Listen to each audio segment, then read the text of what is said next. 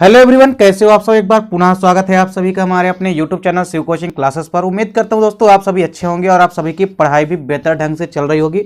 आज की इस वीडियो में हम देखेंगे दोस्तों class 11th biology NCERT animal kingdom में। दोस्तों आज का जो हमारा टॉपिक है वो है संघ एनिलिडा, यानी दोस्तों फाइलम एनिलिडा के बारे में आज हम देखेंगे तथा साथ ही साथ फाइलम एनिलिडा के जो भी बेसिक या जनरल कैरेक्टर है उसको भी हम इस वीडियो में देखेंगे। तो आइए सीधे वीडियो को स्टार्ट करते हैं। देखिए यदि बात की जाए संघ एनिलिडा की, तो देखिए इस संघ के अंतर्गत इस संघ के जीवों को प्रायः सामान्यतः खंड युक्त क्रम भी कहा जाता है, क्योंकि ये सभी के सभी जो जीव होते हैं ये खंड युक्त होते हैं।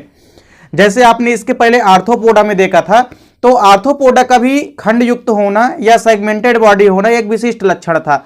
उसी प्रकार संघ एनिलिडा या फाइलम एनिलिडा में के जीवों में भी खंड युक्त जो है जीव होते हैं, और खंड युक्त होना संघ एनिलिडा का बहुत महत्वपूर्ण लक्षण है। इससे हम आइडेंटिफाई भी करते हैं कि यह फाइलम एनिलिडा का जंतु है, और इनका प्रत्येक खंड जो है एक छल्ले यानी कि रिंग के रूप में होता है। इनका एक छल्ला या एक खंड आपको एक रिंग के टाइप में दिखेगा, जैसे एक रिंग है मतलब एक छल्ला। तो इस प्रकार से ये आपस में सेगमेंटेड बॉडी होते हैं, जो कि प्रमुख विशेषता होती है किसकी, संघ एनिलिडा की या फाइलम एनिलिडा की।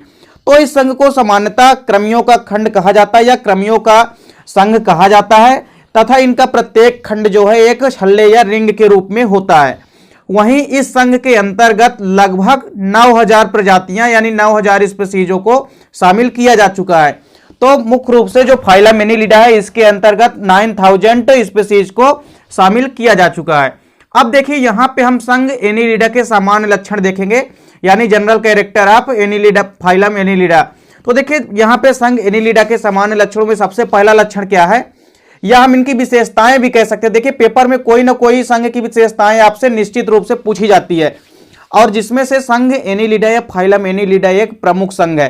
देखिए पहला इनका बेसिक कैरेक्टर क्या है कि इस संघ के सदस्य प्रायः कैसे होते हैं, जलीय होते हैं, यानी सभी के सभी जल जो है, सभी के सभी जीव जो है जलों में पाए जाते हैं, जो कि स्वच्छ एवं समुद्री जल में पाए जाते हैं। कुछ जीव स्वच्छ जलों में भी पाए जाते हैं और कुछ जीव जो हैं ये मैराइन वाटर यानी कि समुद्री जलों में भी पाए जाते हैं। दूसरा लक्षण है कि ये स्वतंत्र जीव यानी फ्री लिविंग होते हैं या परजीवी भी होते हैं। कुछ ऐसे होते हैं जो कि परजीवी की तरह भी कार्य करते हैं। अगला लक्षण है कि इनका शरीर जो होता है वो द्विपार्श्व सममिति होता है, यानी बाइलेटरल, यानी कैसा होता है, बाइलेटरल सिमेट्रिकल होता है। इनका बॉडी जो होता है कैसा होता है, द्विपार्श्व सममिति होता है। और साथ ही साथ खंड युक्त होना, जैसा कि हमने पहले ही आपको बता चुका कि सेगमेंटेड बॉडी होती है, यानी खंड युक्त शरीर होता है, एवं त्रिस्तरीय तथा देह गुहा युक्त होता है। और जो बॉडी होती है वो कैसी होती है, त्रिस्तरीय होती है, यानी जनन स्तर जो है 3 स्तरों का बना होता है, एक्टोडर्म, मेजोडर्म और एंडोडर्म का। तो इस प्रकार से इनमें जो है त्रिस्तरीय परत जो है वो पाई जाती है। अगला प्रमुख लक्षण है कि इनका शरीर जो है वो बाएं त्वचा द्वारा स्त्रावित क्यूटिकल द्वारा घिरा रहता है, और क्यूटिकल शरीर को सूखने से बचाता है। देखिए इनकी जो बॉडी होती है, इनकी जो बाएं त्वचा यानी कि एपिडर्मिस जो होती है, उनके द्वारा स्त्रावित जो क्यूटिकल होता है उसके द्वारा इनकी परत जो है घिरी रहती है, और क्यूटिकल परत से घिरे होने के कारण शरीर जो है सूखने से बचा रहता है। तो क्यूटिकल परत का कार्य क्या होता है, या क्यूटिकल लेयर का काम क्या होता है कि शरीर को सूखने से बचाना। अगला प्रमुख यहाँ पे कैरेक्टर है कि इनमें प्रचलन अंग यानी जो इनमें चलन अंग होता है वो काइटिन युक्त कंटकों के रूप में होते हैं, जिन्हें सीटी कहते हैं। मुख्य रूप से देखिए जो एनिलिडा संघ के जंतु होते हैं इनमें प्रचलन अंग क्या होता है, सीटी होता है, और ये सीटी त्वचा में धंसे होते हैं। और ये सभी के सभी जो सीटी होते हैं ये किस में धंसे होते हैं, ये त्वचा में धंस करके स्थित रहते हैं।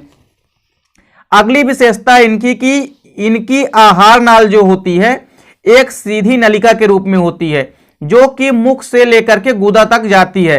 यानी आहार नाल जो है इनकी भी लंबी होती है और विकसित होती है, जो कि मुख गुहा से लेकर के कहां तक जाती है, गुदा द्वार तक जाती है। अगला इनका लक्षण है कि इनमें जो बंद परिसंचरण तंत्र पाया जाता है, यह बहुत इंपॉर्टेंट कैरेक्टर है कि इनमें बंद परिसंचरण तंत्र यानी क्लोज्ड सर्कुलेशन सिस्टम इनमें पाया जाता है। चलिए अगली विशेषता है इनमें उत्सर्जन तंत्र जो है यानी कि एक्सक्रीटरी सिस्टम जो है विशेष प्रकार की कुंडलित नलिकाओं के रूप में होता है। इनमें जो उत्सर्जन तंत्र होता है वो एक विशेष प्रकार की कुंडलित नलिकाओं के द्वारा होता है, जिसे हम नेफ्रिडिया कहते हैं। तो यानी एनिलिडा संघ के जंतुओं में जो उत्सर्जी अंग होता है या उत्सर्जन अंग जो होता है वो क्या होता है, नेफ्रिडिया होता है। अगला कैरेक्टर है कि ये प्रायः द्विलिंगी होते हैं। कैसे होते हैं? ये सभी के सभी जीव जो होते हैं ये बाइसेक्सुअल यानी कि द्विलिंगी होते हैं, अर्थात दो लिंगी होते हैं, अर्थात एक ही जीव में दोनों लिंग जो है प्रेजेंट होते हैं। जैसे आप अर्थवर्म या केचुआ में आप देखेंगे तो मेल और फीमेल यानी कि जो ब्रसन और टेस्टीज हैं, सॉरी जो ओवरी और टेस्टीज हैं, ये दोनों के दोनों पार्ट यानी कि मेल और फीमेल दोनों जो हैं एक ही जीव में स्थित होते हैं। कुछ सदस्य एक लिंगी भी होते हैं, इसके अलावा कुछ सदस्य ऐसे भी होते हैं जो कि एक लिंगी भी होते हैं, लेकिन प्रायः एनिलिडा संघ के जो जंतु होते हैं या जीव होते हैं वो कैसे होते हैं? द्विलिंगी होते हैं। कुछ ही जीव ऐसे होते हैं जो कि एक लिंगी भी होते हैं। अगला है कि श्वसन जो होता है वह सामान्य शारीरिक सतह द्वारा पैरापोडिया एवं सिर में बने विशेष उभारों गिल द्वारा होता है। देखिए सिर में इनके गिल बने होते हैं, उभार बने होते हैं जिनको गिल कहते हैं, उनके द्वारा भी श्वसन होता है तथा साथ ही साथ श्वसन जो है मुख्य रूप से सामान्य शारीरिक सतह के द्वारा यानी स्किन के द्वारा इनमें सामान्य रूप से जो श्वसन है वो पाया जाता है। अगला है कि इनमें विकसित तंत्रिका तंत्र पाया जाता है। इनकी ये मोस्ट इंपोर्टेंट कैरेक्टर है कि इनमें विकसित तंत्रिका तंत्र पाया जाता है, यानी वेल डेवलप्ड तंत्रिका तंत्र यानी कि नर्वस सिस्टम जो है इनमें पाया जाता है। वहीं साथ ही साथ इनमें मस्तिष्क, तंत्रिका रज्जु एवं तंत्रिका तंतु भी पाए जाते हैं। ये इंपोर्टेंट कैरेक्टर है किसकी? ये संघ एनिलिडा या फाइलम एनिलिडा की। अगला लक्षण है कि रुधिर जो होता है इनमें हीमोग्लोबिन की उपस्थिति के कारण लाल रंग होता है। देखिए रुधिर हीमोग्लोबिन की उपस्थिति के कारण लाल रंग का होता है, लेकिन जो आरबीसी होती है यानी लाल रक्त कणिकाएं होती है इनकी अनुपस्थिति होती है। और हीमोग्लोबिन जो है वो पाया कहां पे जाता है? तो वो प्लाज्मा में पाया जाता है, ना कि आरबीसी में।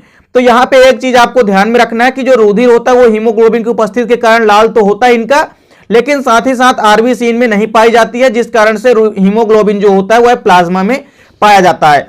वही संघ एनिलिडा के कुछ सामान्य एग्जाम्पल देख लेते हैं। तो देखिए इसके अंतर्गत जैसे जोक, इसके अलावा केचुआ, अर्थवर्म या नेरिस, ये प्रमुख एग्जाम्पल है किसके? फाइलम एनिलिडा के। तो इन एग्जाम्पलों को भी आपको याद रखना है। तो उम्मीद करता हूं दोस्तों वीडियो पसंद आई होगी। दोस्तों वीडियो अच्छी लगे तो लाइक और कमेंट कीजिएगा, साथ ही साथ दोस्तों के बीच शेयर कीजिएगा। और इसके पहले दोस्तों हमने कई संघों के या कई सारे फाइलम के हमने इंपोर्टेंट कैरेक्टर करा दिए। यदि अभी तक आपने नहीं देखा तो आप प्लेलिस्ट में जाकर के देख सकते हैं। मिलते हैं दोस्तों नेक्स्ट वीडियो में, तब तक के लिए जय हिंद, वंदे मातरम।